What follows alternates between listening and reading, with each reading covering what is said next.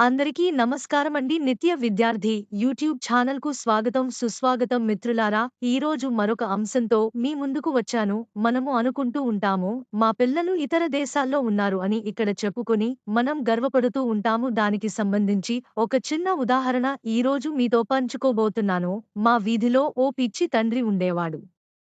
అతనికి ఇద్దరు అమాయక బిడ్డలు.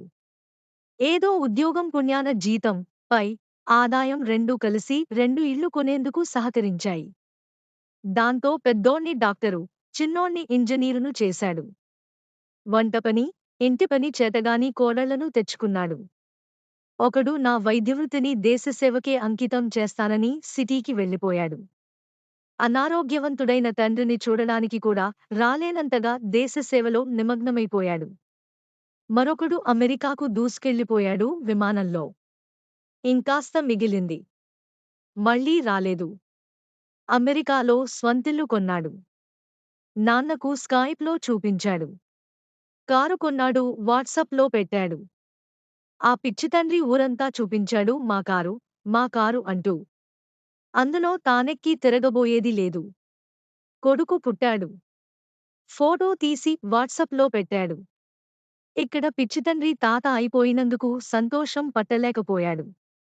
ఆ మనవడ్ని అందరికీ చూపించి మురిసిపోయాడు. తాను ఎత్తుకుని తిరిగే భాగ్యమూ లేదు. ఆ పిచ్చితండ్రికి అర్ధాంగిగా ఉన్న ఆ పిచ్చితల్లి జీతంలేని పనిమనిషిగానే ఉండిపోయింది చివరి వరకు ఆ కుటుంబంలో.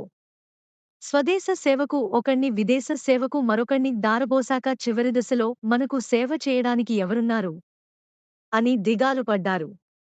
ఎందుకో పనికిరాని వెధవలు అని తన జీవితకాలం తన చేత తిట్లు తిన్న బావమరుదులే చివరకు అండగా నిలబడి సేవ చేశారు. కాబట్టి దీనివల్ల మనకు తెలుసుకోవలసిన విషయము ఏమిటి అంటే, చదువు అనేది కేవలం డబ్బును సంపాదించి పెట్టే ప్రక్రియ కాదు. సంస్కారాన్ని నేర్పేదే విద్య. ఇలాంటి మంచి విషయాలు కోసం చూస్తూనే ఉండండి నిత్య విద్యార్థి యూట్యూబ్ ఛానల్. థాంక్యూ మిత్రులారా. మరల మరొక అంశంతో మీ ముందుకు వస్తాను.